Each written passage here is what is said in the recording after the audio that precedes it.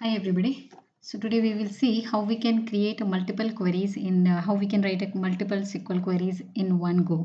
So let's suppose you are doing some analysis in SQL Server. You wanted to see the data in these three tables in one go. So what we can do is first drag this table, all of this table, okay, customer data, employee data, and order details. So drag it, bring all the tables in one line. Then you wanted to, let's suppose, to see the top two records in all of this tables. So how you can do, put the cursor over here, okay, then press the shift alt and down arrow. So if you can see, this vertical bar will come here.